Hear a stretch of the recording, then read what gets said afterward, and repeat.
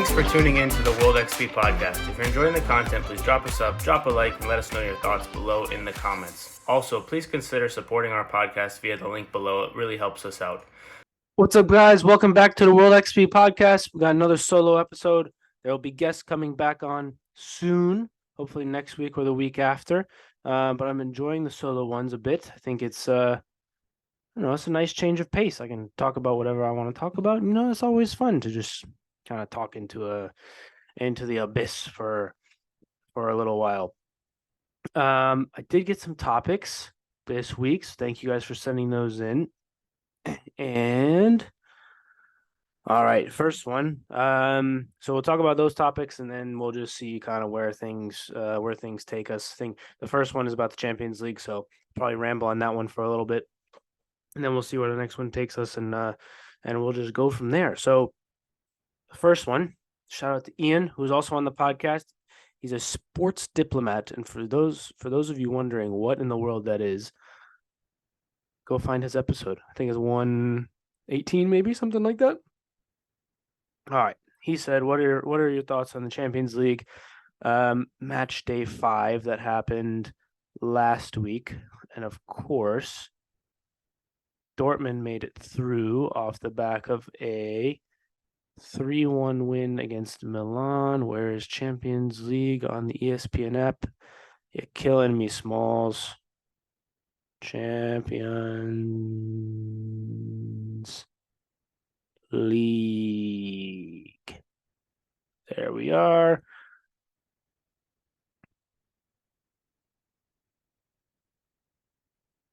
All right, let's go to the Tuesday games first. So Dortmund, obviously, we won at Milan. Huge game for us, given the fact that we've been kind of in the Bundesliga, but we've made it through, and we've got PSG in the last game, and the PSG penalty at the end of the Newcastle game really kind of messed us up, because then we wouldn't have been dependent on the result against PSG to go to top the group, and now we are, and so I feel like it would be the most Dortmund thing ever to get blown out at home against PSG and then end up against like City in the round of 16 and just get knocked out. So hopefully we're able to top the group and move on, right, and avoid the Barcelonas and the Cities and well, Bayern, obviously we wouldn't play them because from the same country, like the Real Madrid. But I don't know, like, what's interesting to me this year about the Champions League in particular is a lot of the big teams are not as strong as they were. Like the gap, like you look in like 2010 to 2015 timeframe, it was like Real Madrid, Bayern, Barcelona, and like that was kind of it. Well, there, like, Atletico was in there pretty consistently, and you had the PSG was Zlatan and all that stuff. But those teams, like the gaps, like as I just run down the list of teams, like Milan is not what they were. Dortmund is not even what they were five years ago with like Mkhitaryan and Aubameyang and Götze and Lewandowski and everybody. Barcelona is still refinding itself. Very good team, but still refinding itself. They're getting results, but it's not like the same dominant way as they were before. Porto is always a problem, right? So Barcelona beat them 2-1. And you kind of look at some of these teams and you're like, well, it's like a kind of a coin flip, which version you get. Like PSG have been on and off. Like they played hard. They should have lost both games against Newcastle. Obviously they got bailed out by the ref in this last one.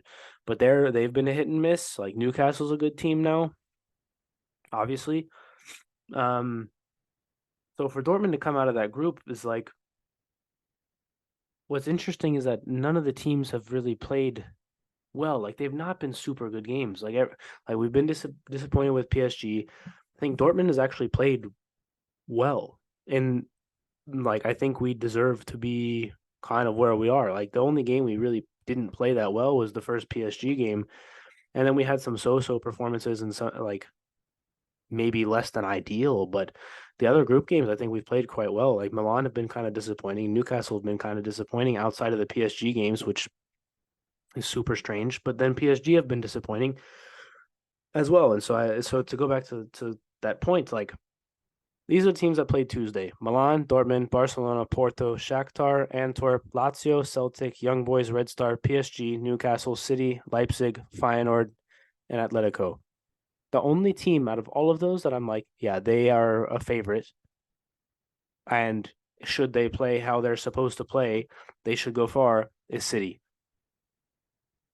Because PSG coin flip like all, and then none of the like Lazio, no, Celtic, no, like they're good teams. Obviously they're good teams, but I don't look at what's happening. I'm like, oh yeah, they're a favorite for sure.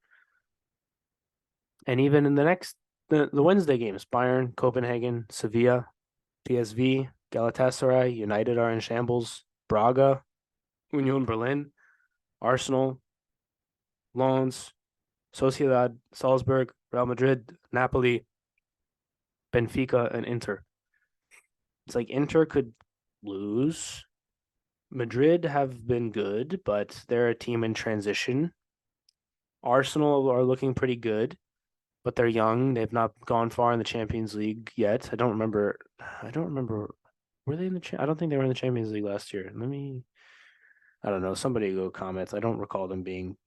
Um, but like, let's go look at the tables to kind of see kind of. So Bayern obviously really good team. Then the rest of that group, it's a toss up. Copenhagen, Galatasaray, and United, 5, 5, and 4 points among them. So any of them could go through. I think United have to beat Bayern, and I think there's a United have to beat Bayern and hope that Copenhagen and Galatasaray draw, I believe, is what the result has to be. But United, like, who knows what they're doing? Somehow they're only like 7 points off top four in the Prem. Check my math on that. They're not that far off as of checking yesterday. So then the next group, Arsenal, PSV, Lens, and Sevilla. Are PSV through? Let's see what the matchups are for them. PSV might be through depending on matchups. Arsenal. So Lens would have to beat Sevilla by a lot of goals, I believe, for them to not go through. But I'm not sure. So like PSV, they're a good team, but I don't expect them to go far. The next group, Real Madrid through. And Napoli is likely to be through. Let's see what their matchups are like. Yeah, so Napoli, all they need to do is draw against Braga, or just not lose by 3 goals, and they should go through. And again, another good team that they won the Serie A last season, I believe, but they got a new manager. Osimhen's still there, but they've had their troubles, right, on social media, and they fired their manager. They hired a new coach 3 weeks ago. Osimhen's kind of like, I don't know. The club account is kind of making fun of him, and the whole thing is just weird. Oh, it's not. Let me go make sure that they actually won last year. I'm losing my mind, people. Serie A 2022, 23.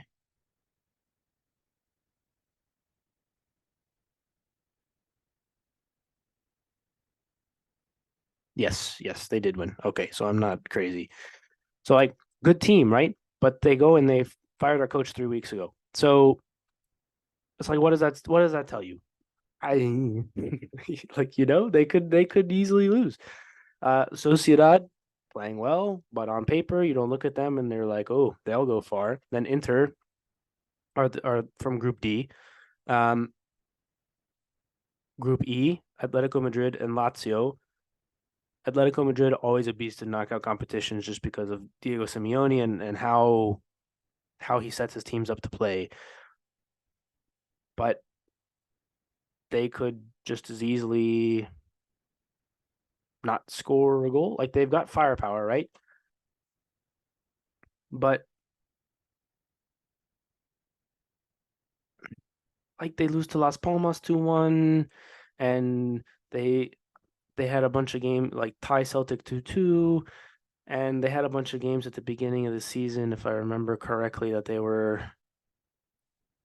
coming from behind to win. Yeah, a couple draws at the beginning of the season. I don't know. I mean, they've been good, but it's like it's not really. Are they better than any of the other teams that you mentioned? Like, are they better than Inter? Yeah. Are they better than Napoli? Yeah. Are they better than Real Madrid? No. Are they better than Sociedad? They tied them 0-0 in La Liga, so maybe. Are they better than PSV? Maybe. Are they better than Arsenal? Like, there's no real favorites here so far, except for Bayern and Madrid. And then Group F, Dortmund. Given how we're playing, we are. If we get past the round of 16, I'll be shocked. I'll just put it that way. But then again, given the way that we're playing in the Champions League, who knows, right? It's another just flip of the coin. City.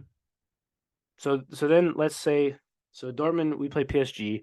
The way that the group is shaped up right now, if we beat PSG, Newcastle or Milan has to win.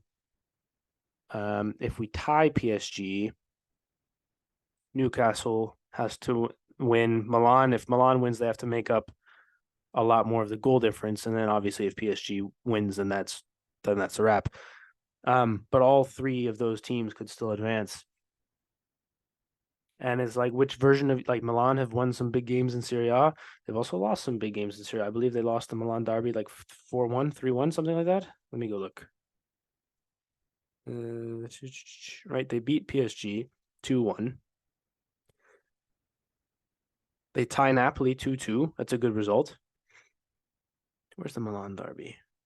5-1. Lost the Milan derby. Given that's in September, we're now in December, so things change, right?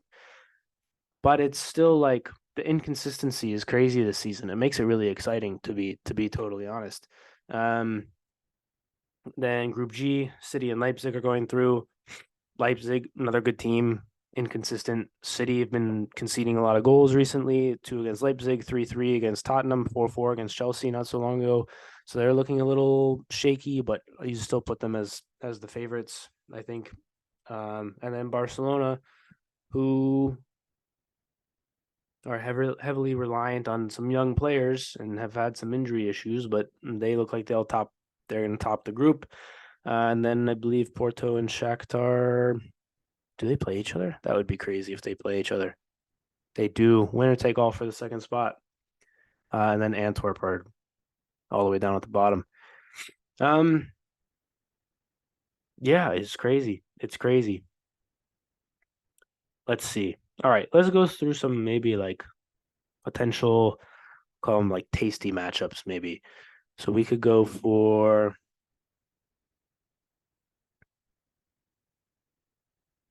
like a Barcelona Napoli in the round of 16. That would be cool. Also, I'm basing this off the assumption that the tables stay the way they are right now, and there's not any flip flopping. Which of course there will be in Group D. Sociedad Inter tied on points. One loses, one wins. They flip flop spots, but Barcelona Napoli could be pretty good. Inter Bayern.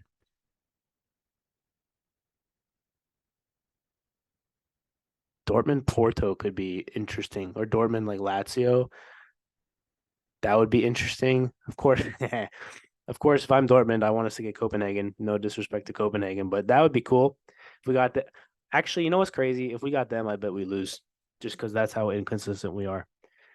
Oh, it's so crazy. The leagues are also kind of nutty this year, which is good. Like if you go to the Premier League, Arsenal's in first, which is good for them, but it's close, right?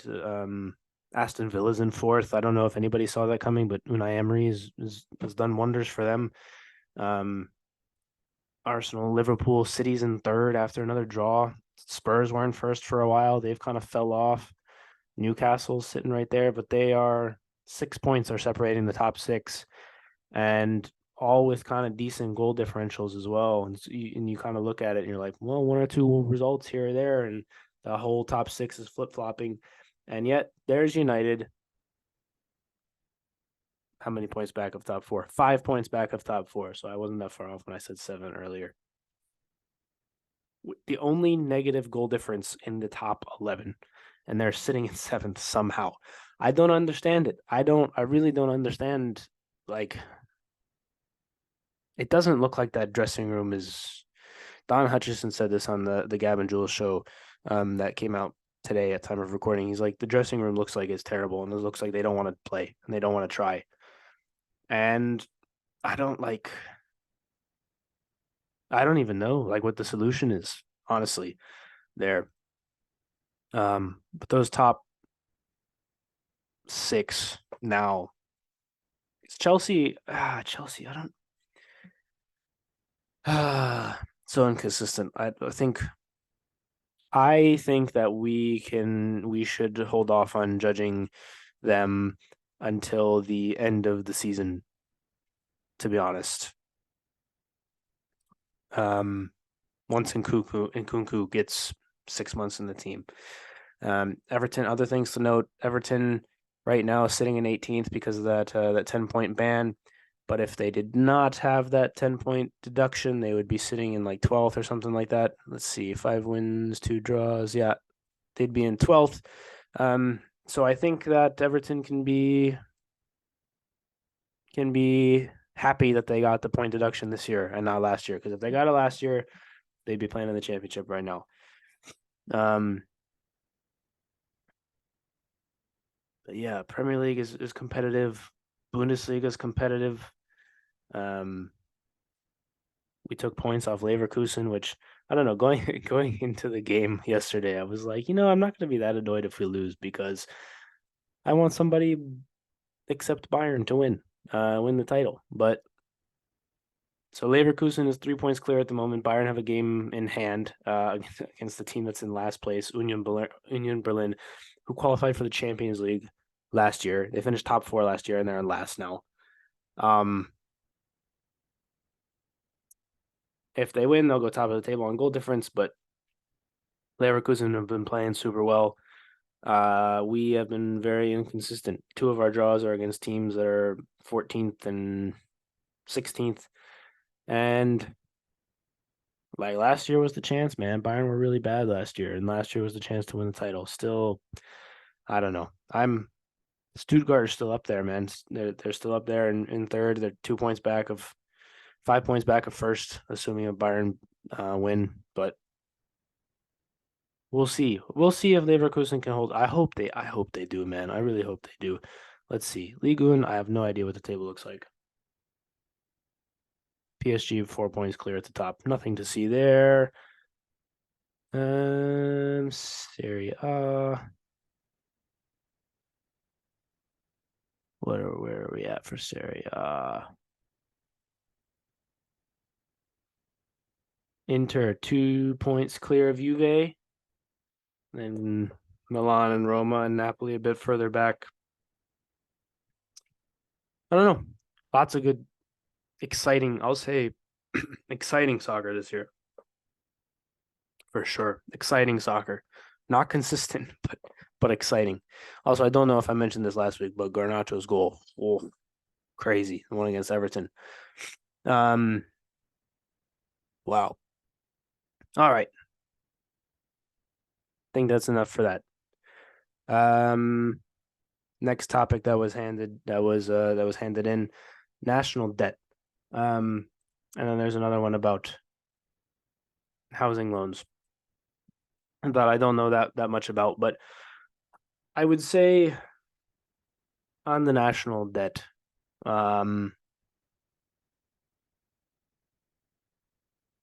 I don't really know what to do. What's the solution? I really have no clue. Because we're in so much debt, we're just printing money, which devalues the dollar. Which then makes it more difficult to pay it back because each dollar is worth less, and then inflation will make the number go up. So it's like, I guess this is what happens. I guess this is something I don't fully understand. Is what exactly taking us off the gold standard did? If you're an economics person, please let me know. I don't understand. Like, I know what it did, but I don't know why it did it. But that um plus the printing of money in the since Nixon to today basically is like the inflation is not going to be able to, like, at some point we're not going to be able to get it under control. I don't know if that point is already happened, but all these financial levers with like fractional reserve banking and the Fed. Those of you that don't know what fractional reserve banking is basically like, and I don't know what the exact percentage is. I'm just going to use 10% because it's easy math. If you have $100 and you want to put it in the bank only has to keep 10%, whatever the number is, in there. So they only have to keep $10 in there. So somebody else can go to the bank for a loan and they can loan out $90, and that guy can go back to the bank and want to deposit his $90. And then they only have to keep 9 of that. But then somebody else can go and say, "Oh, I want a loan for $150," and they can give out a loan for that. And they don't actually have to keep, so like that, and then that can keep stretching, right? So person A puts $100 in the bank. Person B takes out a loan for $90, right? Because they have to keep 10 in the bank, or the 10%, whatever the number is. Person C can then go get a loan for 90. The guy puts the 90 back into the bank. So like they can keep loaning out the money, and they can say, well, this guy put $50 back in the bank, and so we have had $150 deposited into the bank, and so they can start loaning out the rest of the money, and soon that $100 will end up equating to like 1,000 or more money than it's supposed to be. I'm doing a horrible job. Go look at Dave Smith on Part of the Problem, did a better job of explaining it. But basically, like, the cycle keeps going, and then that guy deposits back into the bank, and then some other guy takes out a loan, right? But they only have to keep 19 in now because, right, 100 plus the 90, and then that guy asks for a loan, and then the next one keeps going, and then it keeps going until you've only got like $19 in the bank, and it keeps going. So 27, right? 80, and the next one down. And so they've only got $100 in the bank, but they've loaned out whatever the 100 plus 90 plus 80 plus whatever is. They've loaned out that amount. And if everybody goes back to the bank and says, like, hey, give me my money, they don't actually have the money in the bank. I probably did a horrible job of explaining it. Basically, they don't have to keep all of the money that has been deposited into the bank. So, like, so let's just use the 100 and the 90 example. I deposit $100 into the bank. They keep 10 in there, and they loan out the other guy 90. So that guy's 90 is really like my money. So he thinks he has 90. I think I have 100, but the bank only had 100 total. And so if we both go back into the bank, and that guy's like, I want my $90, and I'm like, I want my $100. The bank doesn't have $190. So like the whole thing is built on the house of cards, basically. Like, if everybody went back into the bank, or like enough people will go back into the bank and is like, hey, I want to withdraw X number of dollars, the bank doesn't have it in there. And so it allows these financial people to pull these levers and like move things around and things like that. And so it's kind of like we are relying on the fact that people trust the institution, like the financial institutions, because that's what happened in 1929 during the stock market crash. Is like everybody went back into the bank to get their money, and the banks didn't have any money. Let me go actually make sure that when does fractional reserve banking start? Fractional reserve banking.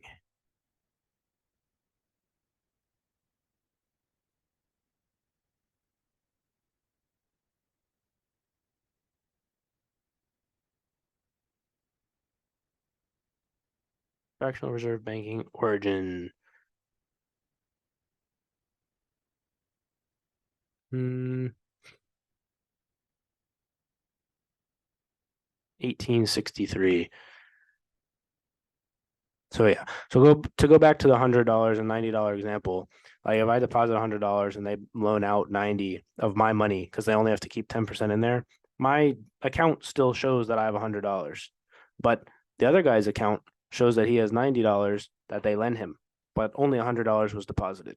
Hopefully, after me repeating it in slightly the same way 17 times because I'm horrible at communicating, that makes sense. So right now it's just operating off trust, the fact that people trust that their money will be there when they need it. So to go back to the national debt, like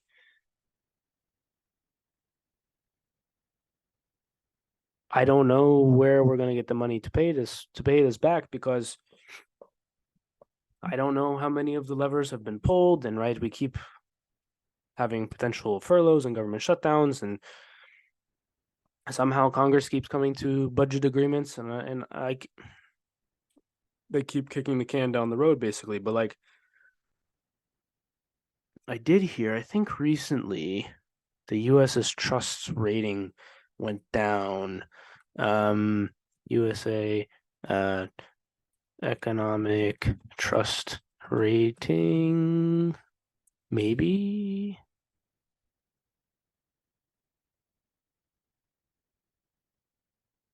It's like 3. Yeah, so there's 3. Let's see.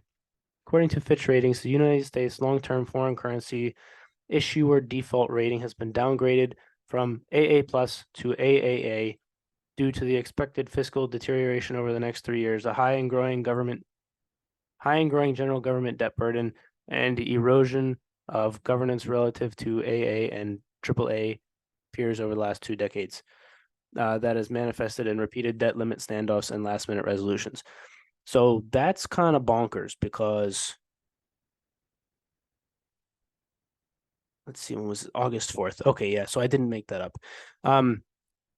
So that's kind of nuts, right? Because it's basically what that's saying is these like 3 credit institutions or whatever around the world have decided that like basically if they decide that the US is not good to pay back the money or they don't trust it's like the trust factor or whatever, then our ability to borrow more money to finance things we're doing is going to deteriorate. So basically, we kind of just need to get our stuff together. Essentially, is what's going on. Like, we need to become energy independent. I think is a good one, and manufacturing needs to come back here. We need to become. I would well, I was gonna say I would assume is the U.S. a net exporter. Period. Um, no, I didn't want of oil. Let's see, U.S. imports, exports.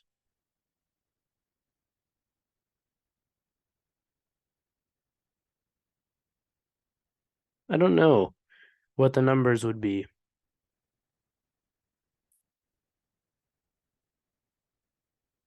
Basically, we need to be bringing in more money than we're spending, which I don't know what that would like, what that budget would look like or that spreadsheet would look like, but um, not fighting as many wars would also probably be a good start. Um, Thank you for this World XP soccer shirt, by the way. Still got a few left if you want those. Um, and also thanks to Tribal Beast Fitness for partnering with us on those. But yeah, so I don't know. I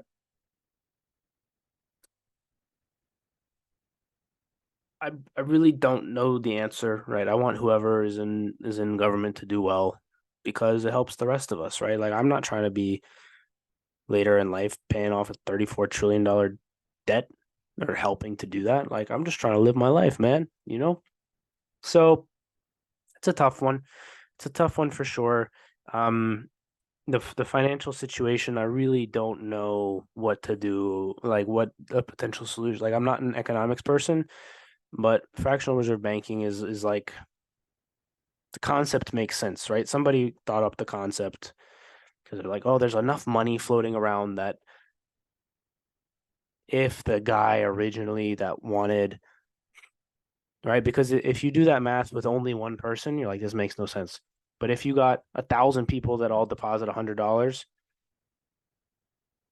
and you only got to keep 10, then if somebody comes back and wants their $100, you have enough people to kind of cover for it. And that, like, it makes sense, right? But it makes sense only when people trust the institutions that the money is still there. And so when the debt starts to rise, like one of the other things I think I asked it in the episode with Olivia Swan, and she's also the one that put this topic in is like, okay, so if the banks have lent money to like the government, but the government owes money to like China or somewhere else, or like then they've lent money to some other business, like in a small business loan from the government, and then that business has borrowed from somebody else because money was cheap, like when interest rates were like 2% or whatever. Like who actually has the final IOU? Like where does that money actually supposed to go? It's like nowhere. It's just in a big circle. So does anyone actually owe anyone anything? Like obviously people owe people stuff, but like um like, what I'm getting at is the whole system has become so convoluted that I don't think anyone can really tell where anything is anymore, and that's a bit worrying. Um Somebody who's an economics person come like message me and we can chat about it. I'd love to know because I don't understand all of it. It's super complicated, and I feel like economics wasn't meant to be that complicated. I feel like people think of money as kind of what the economy is, but that's not really what the economy is. Money is just a mechanism to like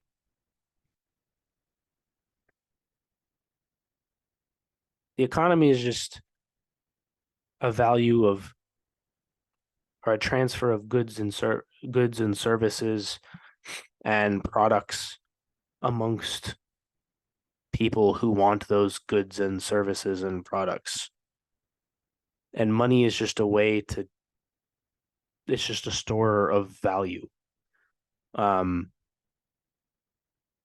the actual economy is you've made a thing that would be useful to me or that I want. I will give you something for that, whether it's time.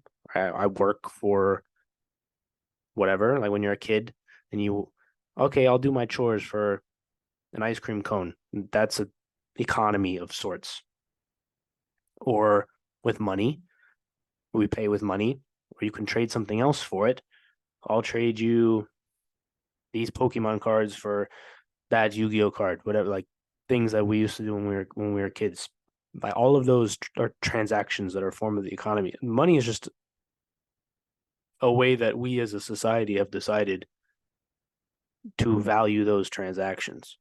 Um, and obviously there's other forces involved. If a lot of people want something, then the price will go up. If there's a lot of a thing and not that many people want it, then the price will go down. And it goes in, right, supply and demand, then it goes into that happy medium. Um, so yeah, I don't really know.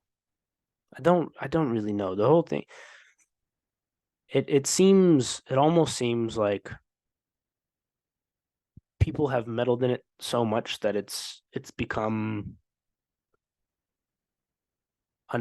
untenable. Like it's not supposed to be controlled in that way. It's supposed to just go, right? It's supposed to be voluntary transactions between individuals, or businesses that are made up of individuals.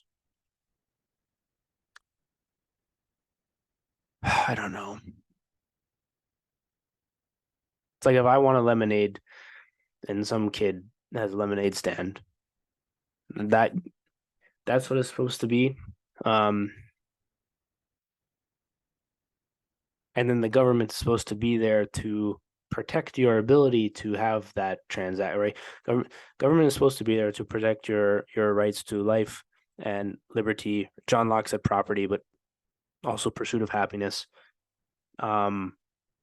Is basically your right to do what you want. So when if government is infringing on that right by if every transaction is taxed 50%, let's say, like to me that's infringing on my right to do those things. But then again, government has to have some sort of income to start to pay, right, for the defense. So if you have a defense and like national security or whatever to defend the right to do those things, then somehow it needs to pay for that. And then it's like I say this a lot on here. It's all about balance, right? You need government to protect those rights, and they have to have some way to protect those rights. And it's like, where's the line? Like you should have laws to protect people from other people who mean you harm. But as we saw during the events of, we'll say, 2020, health wise, some of the rules in some of the states didn't actually protect anyone and they made things worse. And it's like, that's too far. You can't do that. But people did it anyways. And fear is an easy thing to get a lot of people to do a thing. So I don't know. I would I don't know if I said this last time, but stay on top of what's going on if you can. Try to think about things critically, stay sharp mentally, physically, taking care of yourself, right, is the best way to go about doing these things. If you're in if you are the best that you can be, then you are in the best position to help other people be the best they can be. And I think that's a good method to kind of go about things. Take care of yourself mentally, physically, emotionally, spiritually, all those things, right? And become robust and capable as an individual. I think it's a super important thing to do in these times because we don't know what's coming, man. We got presidential election in less than a year. The polls are looking like Trump is going to be back with Biden unless something happens to unless he like falls down the stairs or something. I hope nothing bad happens to him. But like who knows, man? Who knows, right? And there might be a lot of upset people, and we got to get through it somehow, right? We got to get through it somehow as a people. And at the end of the day, I think we're all humans, right? We're all humans. We're not as different as TV and articles might lead you to believe. And yeah, man, everybody take care of themselves. Hate to end this on the somber. Let's see. Let's find something good that happened and let's go to the news, and then we'll end on a happier thing. I am feeling a little bit better, so I guess that's a happy thing. Let's see. Apple News. News. Headlines. Give me a good headline, Apple. No, I don't want Apple News Plus. Let's see.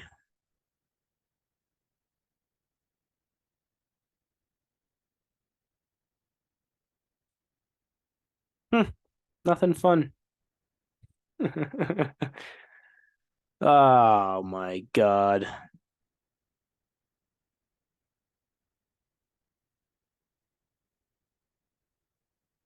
Let's see.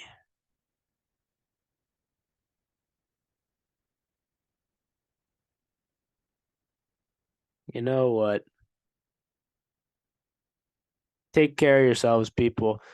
It's almost Christmas. It's a Monday. Make it a good rest of the week. If you didn't have a good day today, get a good night's rest. Get up early, get some sunlight, make it a good day.